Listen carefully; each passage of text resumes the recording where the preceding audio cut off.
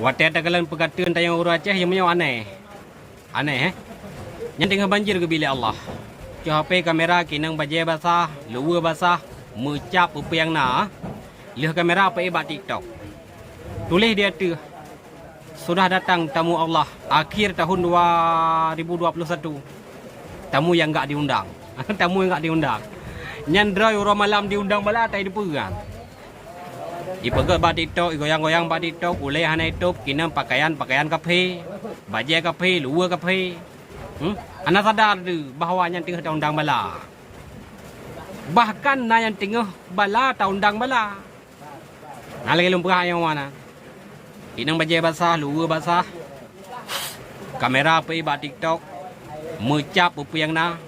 Yang undang bala ada kumdua, bermeri yang betul, bermeri yang salah.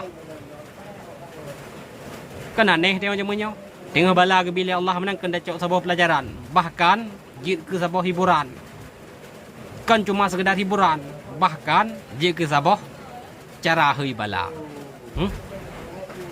Sebenarnya waktu ke bala oleh Allah budak semikir tengok.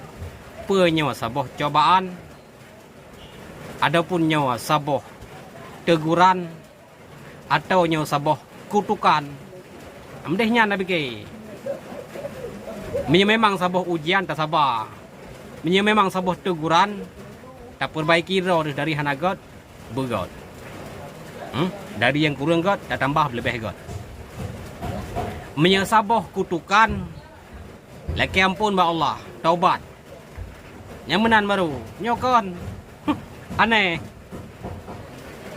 Mudah-mudahan berbalik hati dari hanagot bujuk got. Bumeri yang betul, bumeri yang salah.